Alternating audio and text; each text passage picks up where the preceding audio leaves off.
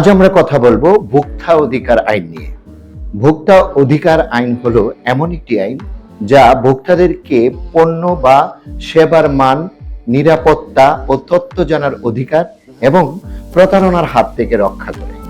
বাংলাদেশের এই আইনটি 2009 সালে প্রণীত হয় এবং এর মাধ্যমে জাতীয় ভোক্তা অধিকার সংরক্ষণ অধিদপ্তর ভোক্তাদের অভিযোগ গ্রহণ ও নিষ্পত্তি করে থাকে। ভোক্তা অধিকার আইন মূলত ভোক্তাদের বিভিন্ন অধিকার নিশ্চিত করে, যেমন বিপজ্জনক ও ত্রুটিপূর্ণ পণ্য থেকে সুরক্ষার অধিকার দেয়, পণ্য বা সেবার সঠিক তথ্য, উপাদান, মূল্য, মেয়াদ ইত্যাদি জানার অধিকার থাকে এই আইনে। বিভিন্ন পণ্য বা সেবার মধ্যে থেকে নিজের পছন্দ মতো বেছে নেওয়ার অধিকার থাকে। প্রতারিত হলে বা অধিকার লঙ্ঘিত হলে প্রতিকার ও ক্ষতিপূরণ পাওয়ার অধিকার এই আইনের মাধ্যমে পাওয়া যায়। অভিযোগ ও প্রতিকারের পদ্ধতি। ভোক্তা অধিকার সংরক্ষণ আইন অনুযায়ী কোনো পণ্য বা সেবা কিনে প্রতারিত হলে নিম্ন পদ্ধতিতে অভিযোগ দায়ের করা যায়।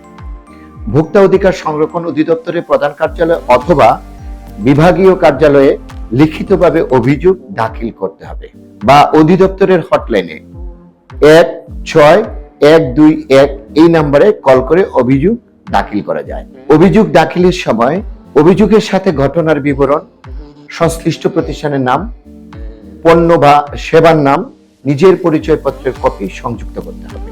ভোক্তা অধিকার আইন 2009 অনুযায়ী যে সকল বিষয়ে অভিযোগ দাখিল করা যায়: পণ্যের মোড়ক ব্যবহার না করা, মূল্য তালিকা প্রদর্শন না করা, সেবার মূল্য তালিকা সংরক্ষণ না করা, অতিরিক্ত দামে পণ্য বিক্রয় করা, পণ্য বা সেবা অতিরিক্ত মজুত করা, ভেজাল পণ্য বিক্রয়, খাদ্যপণ্যে নিষিদ্ধ দ্রব্য মিশ্রণ, অবৈধ প্রক্রিয়ায় পণ্য তৈরি বা বিক্রয়।